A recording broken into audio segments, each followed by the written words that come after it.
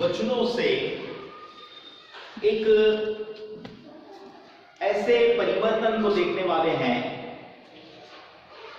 कई बार आज का जो मेरा विषय है, इस विषय पर मैं प्रभु की उपस्थिति में लंबे समय से प्रार्थना कर रहा हूं और कलीसिया को परमेश्वर के वचन के अनुसार मजबूत करने के दृष्टिकोण में कलीसिया जो स्वयं यीशु को ग्रहण करने के कारण परमेश्वर की संतान होने के साथ साथ फिर भी परमेश्वर के उपस्थिति में वह स्वयं अपने आप को, हर व्यक्ति प्रभु यीशु मसीह को स्वीकार करने के बाद वो परमेश्वर की संतान होने के बावजूद भी वह अपने आप को व्यक्तिगत रीति से परमेश्वर की उपस्थिति में सक्षम नहीं बना पा रहे हैं।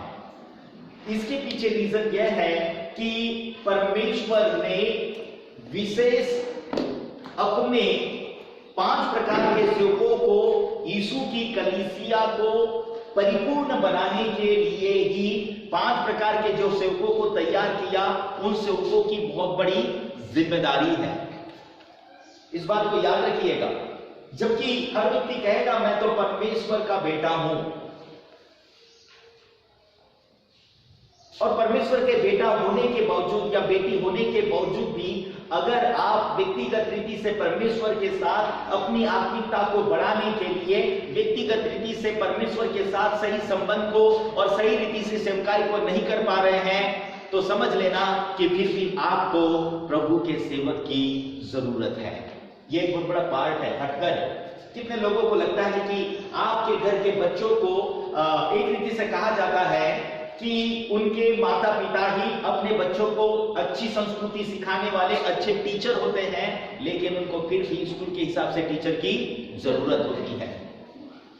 तो वैसे ही यीशु ने जो अपनी कलीसिया को बनाया है, इस कलीसिया को बनाने के लिए यीशु मसीह हमेशा अपने सेवकों का उपयोग करेगा, किसी भी कलीसिया के लिए। इस बात को याद रखें। तो सेवकों में अब सेवकों की क्यों जिम्मेदारी है, पासवान की क्यों जिम्मेदारी है, प्रेरित की क्यों जिम्मेदारी है, भविष्यद्वक्ता की क्यों जिम्मेदारी है, शिक्षक की क्या जिम्मेदारी है। और मैं प्रभु के वचन के अनुसार जो 5 प्रकार के सेवकों का अभी फिलहाल वर्णन नहीं करूंगा, लेकिन जो महत्वपूर्ण तरीका है वो तरीके में आपको एक सही प्रकार का मार्गदर्शन देते हुए उस सिद्धांत के गहराई में मैं ले जाने का प्रयत्न करूंगा कि आप एक फर्क को समझ सके। क्योंकि प्रभु ने जब इस कलीसिया को बनाया तो मेरा कर्तव्य है कि हमेशा मैं प्रार्थना पूर्वक आत्मा की अगुवाई को प्राप्त करूं कि प्रभु ये तेरी कलीसिया है, इस कलीसिया को परिपक्व बनाने के लिए मैं क्या कर सकता हूं और क्या किया जाए। तो इस शिक्षा का आज का जो विषय है, उस आज की शिक्षा के विषय के लिए मैंने जो सब्जेक्ट का नाम दिया है वो है प्रार्थना के साथ परमेश्वर के सेवकों की जिम्मेदारियां। क्योंकि कई बार विश्वासी की जिम्मेदारी के तौर पर ले लेते हैं हम लोग।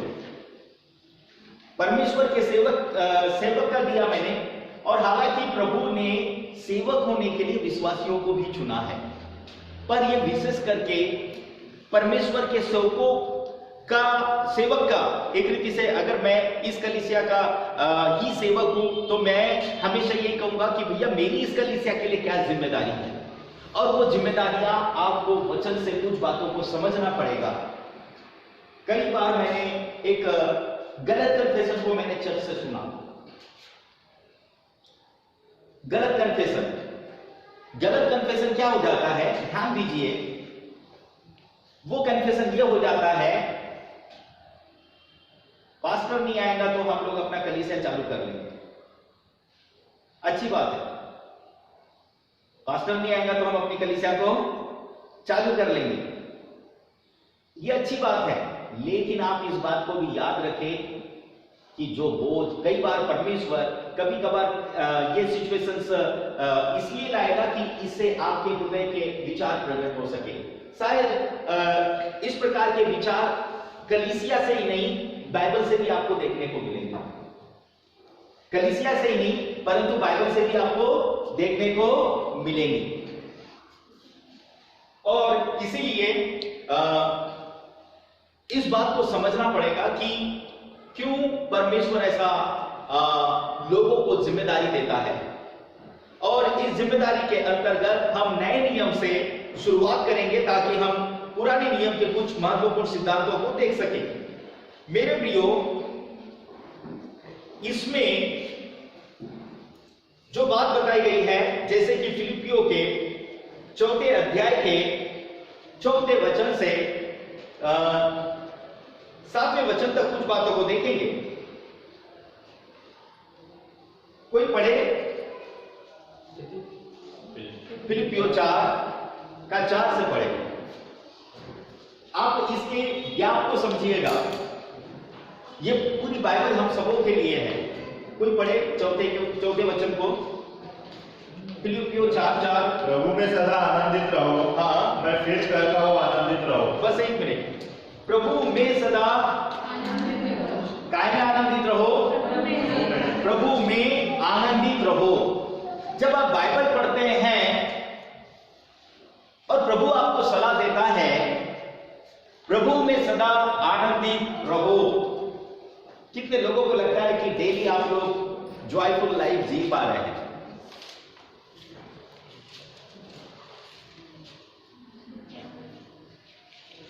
कितने लोगों को खुशी खुशी जब भी सपोज अगर आपको गाड़ी मिलती है तो आप एक दिन की खुशी हंसते भी जाते हैं, दूसरे दिन से वो मुस्कुराहट घटती हुई दिखेगी आपको। किसी का बर्थडे है तो वो उस दिन बड़े खुश दिखेंगे, दूसरे दिन से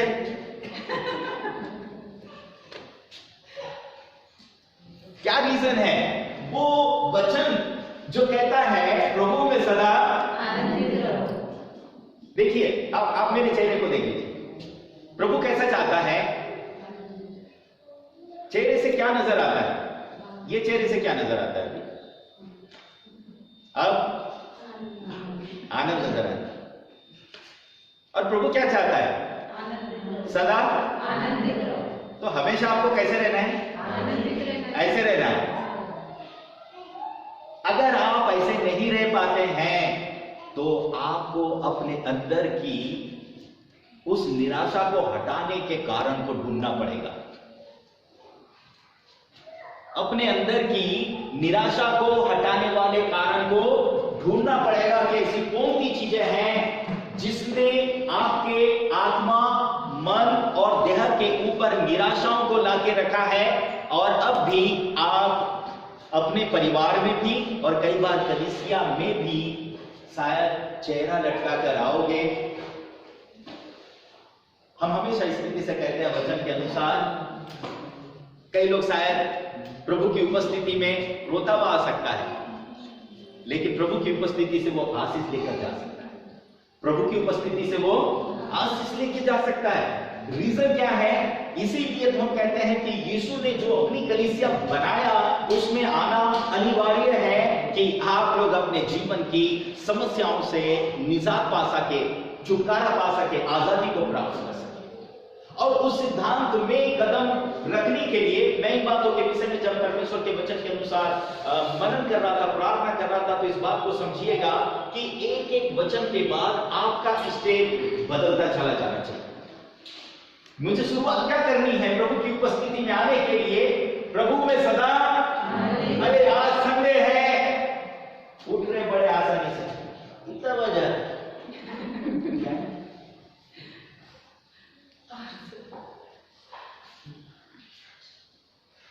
आपका जॉय खत्म है अगर आप संडे के प्रति, प्रभु के प्रति अवेयर नहीं है। मैं रात से ही कई बार पहले से ही प्रिपरेशन में रहता हूं कि प्रभु मुझे को मैसेज दे कि मैं कलीसिया के लिए क्या करूं। कहने का मतलब कि आप अवेयर लाइफ में हैं, प्रभु में होना चाहिए, प्रभु में। मैं इस कनेक्टिविटी में एक नई गवाही जो मेरे सामने है, मैं आपको एक बात बताना चाहूंगा। दिल्ली में एक लड़का है अर्पित करके,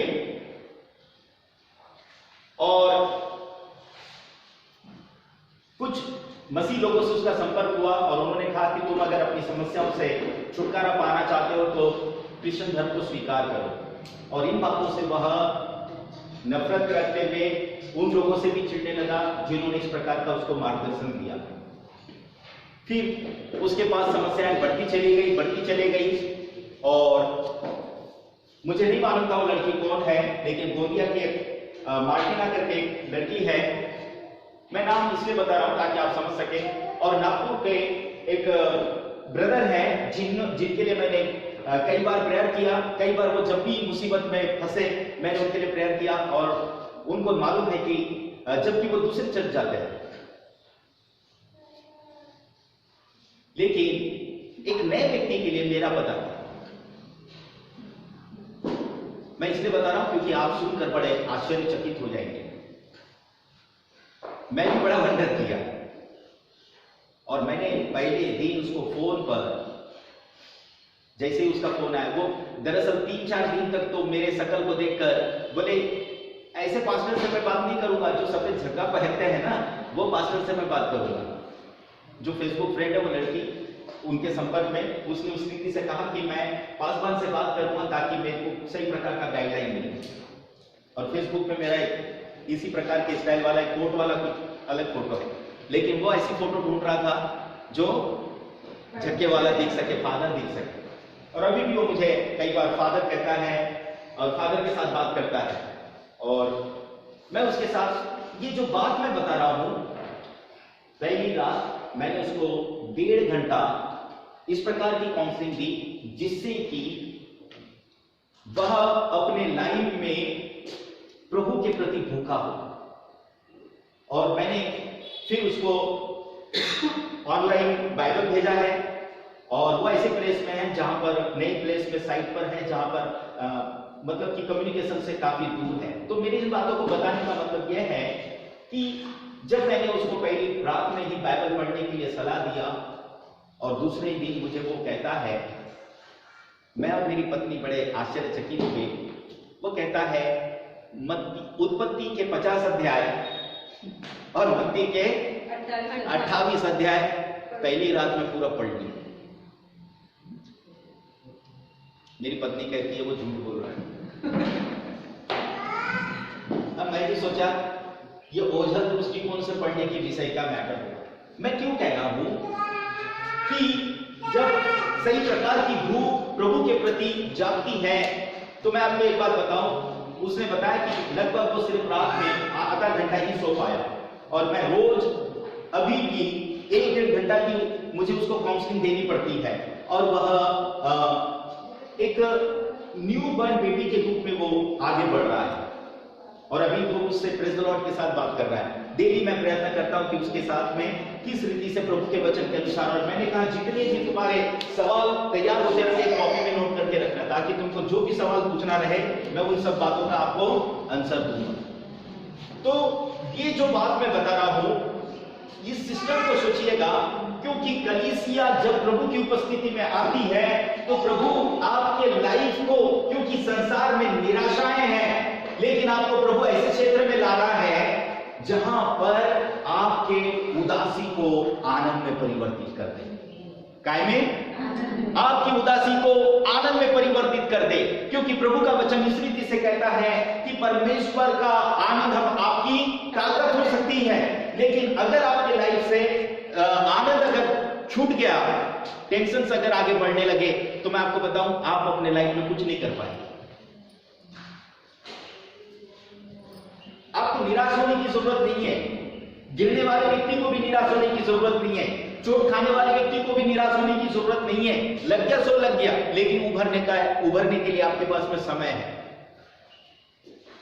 क्योंकि परिस्थितियां आ सकती है मेरे प्रिय।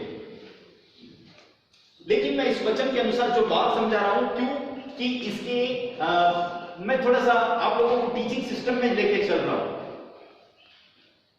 थोड़ा मेरा स्पीड घट रही है आप लोगों के लिए, लेकिन इस बात में मैं जो आगे समझाना चाहता हूं, क्योंकि परमेश्वर के सेवकों की जो जिम्मेदारी है वो जिम्मेदारी में विश्वासी अगर सुनकर भी अपने आप को उस काम के लिए तैयार नहीं कर पाएंगे तो आपको कुछ बातें रियलाइज होने वाली है कि प्रभु का सेवक प्रार्थना तो करता है, प्रभु को सेवक को सब प्रकार की अगुवाई तो होती है, लेकिन लोगों को ब्लेसिंग्स मिलती भी है और कई बार रुकावट भी होती है।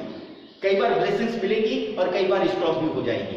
उसके रीजंस को हमें समझना है वचन के अनुसार, क्योंकि हम लोग सिंपली बिलीवर्स के मैसेजेस को सुनना एक अलग प्रकार का पार्ट है, लेकिन ब्लेसिंग्स को बनाए रखने और ब्लेसिंग्स को रिसीव करने के जो तरीके हैं बाइबल के अनुसार हमें सीखने की जरूरत है मेरे।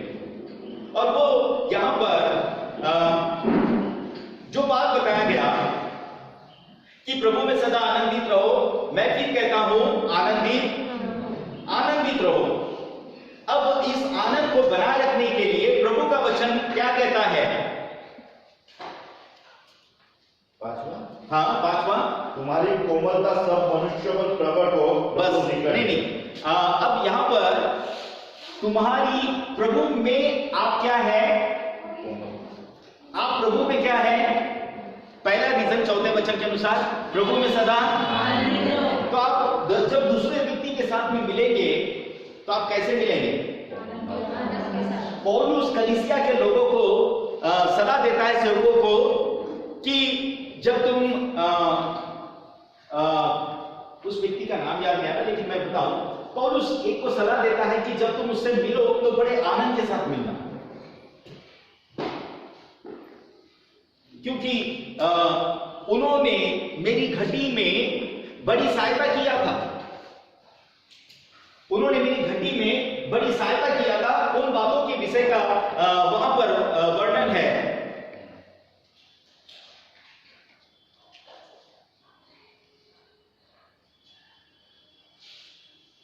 तो मेरे प्रियो, आप जब किसी के साथ मिलते हैं तो मिलने में आपकी जो कोमलता है, किसकी? तुम्हारी कोमलता सब मनुष्यों के ऊपर, क्योंकि प्रभु निकट है। सोचिए, अब आपको प्रभु चाहता है कि क्या करें? आप सदा कितने लोग आनंदित रहेंगे? क्या आप लोग निराश हैं? क्या निराश हैं? आप मेरी बात को समझिएगा। हम लोग कुछ अच्छी बातों की प्रैक्टिस करें, और प्रैक्टिस कहां से होनी चाहिए? आपके घर से। प्रभु धन्यवाद, मैं आपकी कलीसिया में आ रहा हूं, लेकिन ऐसा नहीं। क्या होना चाहिए? आनंद के साथ। क्यों? क्योंकि प्रभु ने आपके विलाप को नृत्य में बदल दिया है। प्रभु ने आपके विलाप को नृत्य में बदल दिया है, और जब नृत्य में यानी डांस में बदल दिया है तो प्रभु के पास आने के लिए आप लोगों का कैसा होना चाहिए? है कि नहीं? अब मुझे ऐसा लग रहा है जब कुछ लोग आते हैं तो ऐसे ऐसे बड़ा अलग ही, मैं नहीं चाहता। दूसरा नया व्यक्ति आएगा, कोई साइलेंट विश्वासी, हंसमुख विश्वासी क्या करता है मालूम है? एक दूसरे को देखकर हंसता है। दूसरे सोचेगा वो देखकर मुझे क्यों हंसे? लेकिन अगर आप हंसते भी नहीं है तो सोचो तो बड़ा दूर के देख रहा था मेरे को।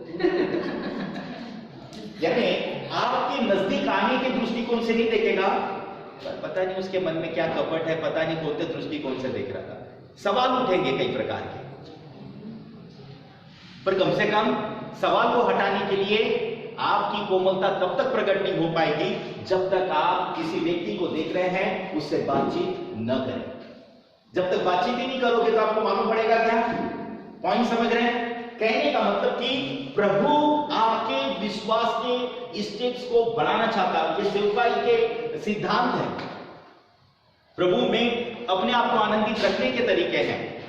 मेरे प्रियो, ऐसा करने से मैं आपको बताऊं, कलीसिया निरंतर अपनी निराशाओं से, परीक्षाओं से, परिस्थितियों से आजाद होती चली जाएगी। लेकिन मैं ये कहना चाहूंगा, जब भी आप अपने घर से निकलो तो शायद उसी दाऊद के गीत को गाओ, मैं तो प्रभु के जब किसी ने नहीं, अब मैं अपने आप से कहता हूं, मैं तो प्रभु के। क्यों चलना है? मैं एक विश्वासी के घर में विजिट देने के लिए गया और प्रभु ने मुझे उन बातों के विषय में अगुवाई की। और वो नए विश्वासी होने के कारण कई बार कहेंगे, लोग हमसे बार बार यीशु मसीह के विषय में पूछते हैं। मैंने कहा बताओ।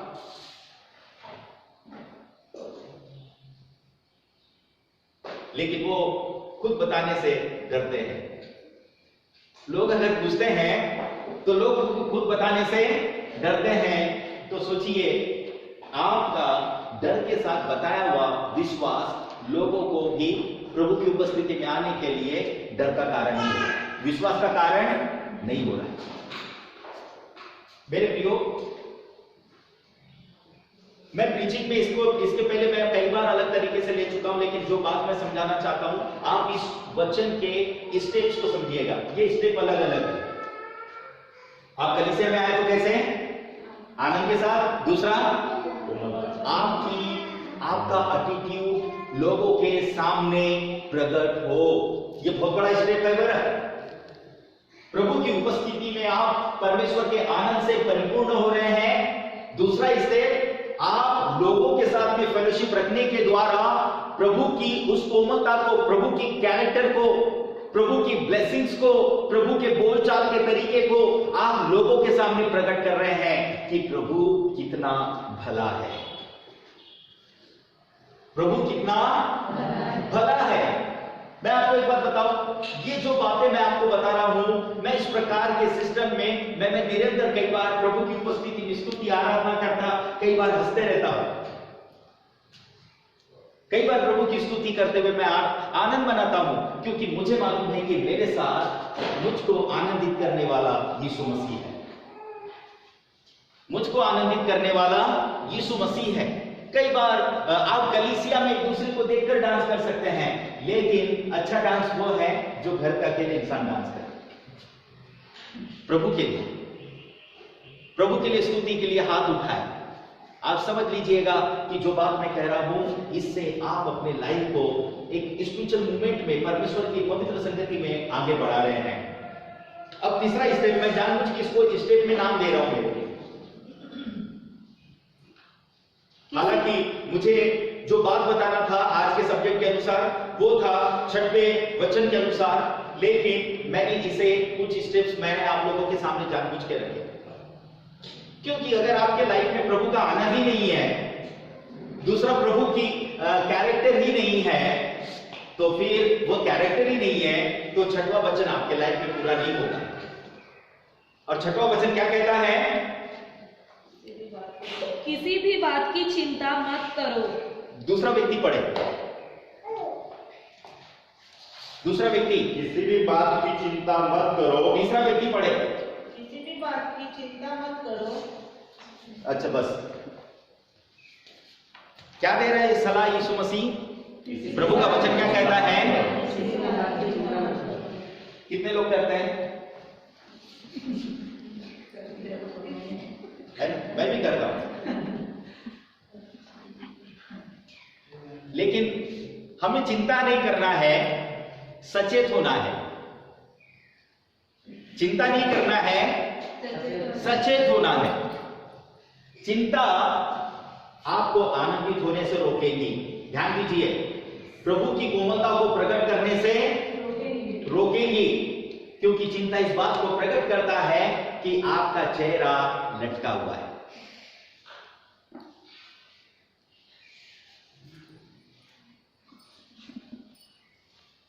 दूसरा व्यक्ति बोलेगा, मेरे को कभी कभार मैं खो जाता हूं तो मेरी बेटी कुकू आवाज देती है, क्या सोच रहे पापा?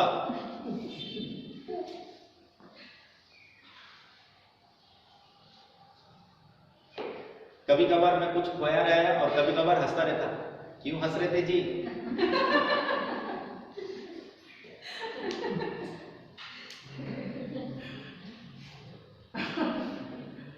और मेरे रिलेशन कहां लगा है उनको मालूम ही नहीं लगा, पर मैं बता रहा हूं जो सच है वही बात बता रहा हूं।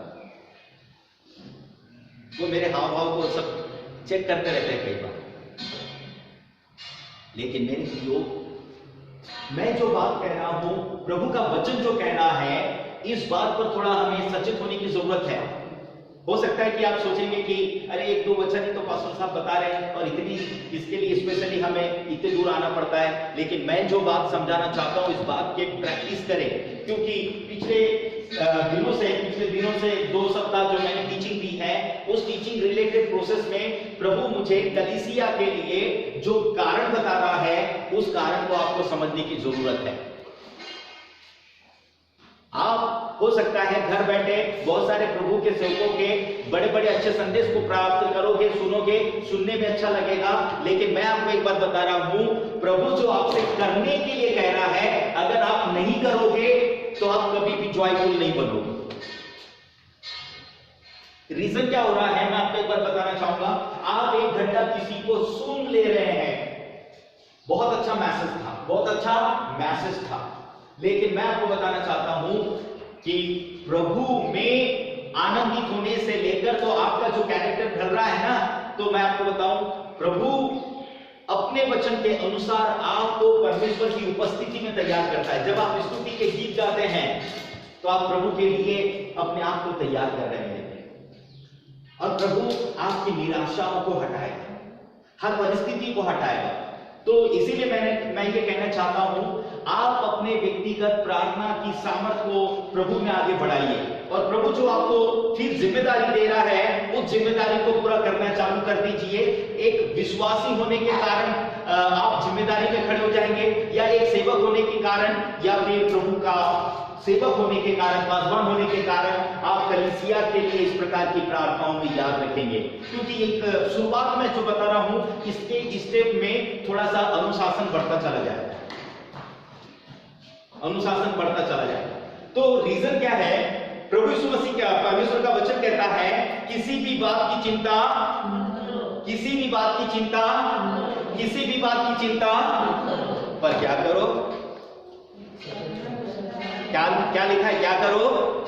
हर एक बात में तुम्हारे निवेदन, परंतु हर एक बात में तुम्हारे निवेदन, परंतु हर एक बात में तुम्हारे निवेदन, कितनी बात में? हर एक बात में, कितनी बातें हैं आपके पास? हर एक बात में।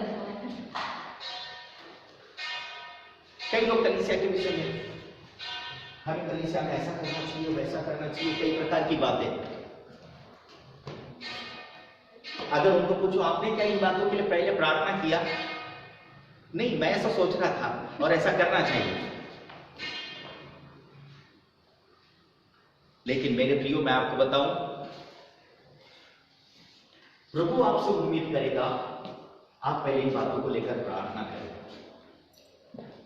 क्रिसमस हम सेलिब्रेशन किस पर्पस के लिए कर रहे हैं? क्या दिखावे के लिए? आने वाले समय में हम ये चाहते हैं नई आत्माओं का उद्धार हो, नए लोग आशीषित हो। कलीसिया आशीषित है पर नए लोग हमारे द्वारा भी आशीषित हो। उसका जो पर्पस है वो प्रभु की महिमा का कारण होना चाहिए। हम लोग ऑलवेज प्रभु की उपस्थिति में जॉयफुल हैं और प्रभु का वचन ही यहां पर स्पष्ट रीति से कहता है किसी भी बात की चिंता मत करो। ये सीढ़ियां बढ़ती चली जाएगी आपके लाइफ में। मैंने इसे न दरअसल पायरियों का नाम दिया है, प्रभु की उपस्थिति में आने वाली पायरियां। ये प्रभु ने मुझ पर जो प्रकट किया है, जो बात मैं समझा रहा हूं, आप इस बात को समझिएगा। कलीसिया अगर अपनी निर्बलताओं को, जो मैंने वर्शिप के बीच में मैंने जिस बात का आपको गाइडलाइन दिया, आप उस बात को समझिएगा। आप लोग अपने लाइफ में प्रभु में अद्भुत रीति से ऊंचा उठ सकते हैं। यह हर एक के लिए है और इसके पीछे आप रियलाइज करेंगे कि कैसे प्रभु के अनुग्रह में ऊंचा उठना है। तो इसीलिए कहता है किसी भी बात की चिंता मत करो, परंतु हर एक बात में तुम्हारे निवेदन, प्रार्थनाएं और विनती के द्वारा धन्यवाद के साथ परमेश्वर के सन्मुख उपस्थित किए जाएं। ये संडे आज जब आप अपने घर पे जाओ तो बाइबल जो कहता है इसके अनुसार आप प्रैक्टिस कीजिए।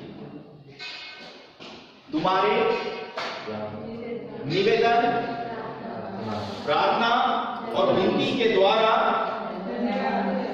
धन्यवाद के साथ, है ना, हर एक बात में आपको इस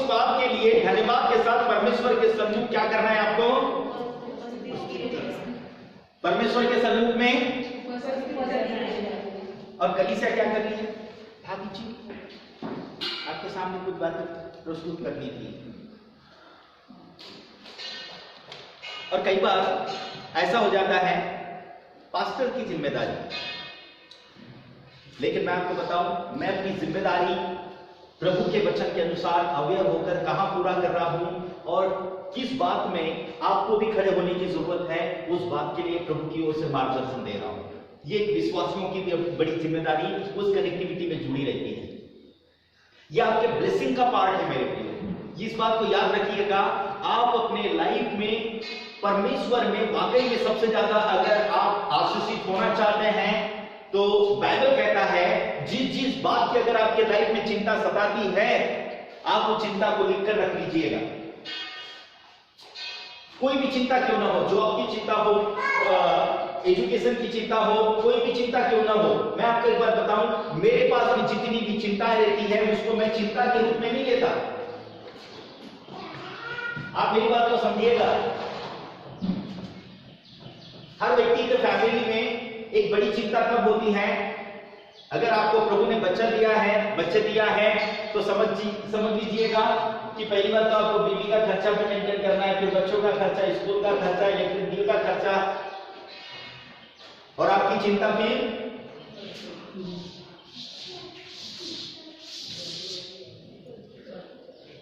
बढ़ती रहेगी ना। चिंता क्या होते रहेंगी? और ये समस्या जब बढ़ते बढ़ते रहती है, आप बताओ चिंता करने से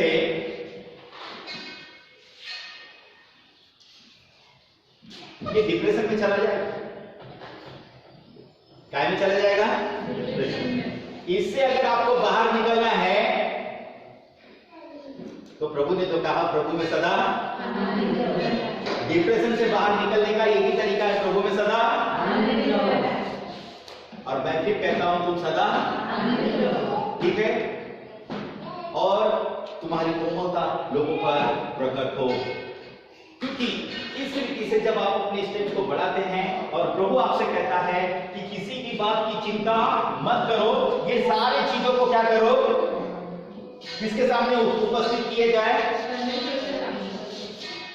किसके सामने?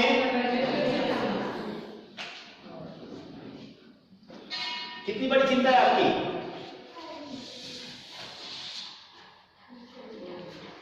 हाँ, कितनी बड़ी चिंता है? क्या ये दुनिया की सारी चिंता से, यानी परमेश्वर से बढ़कर चिंता है, या चिंता से बढ़कर परमेश्वर है?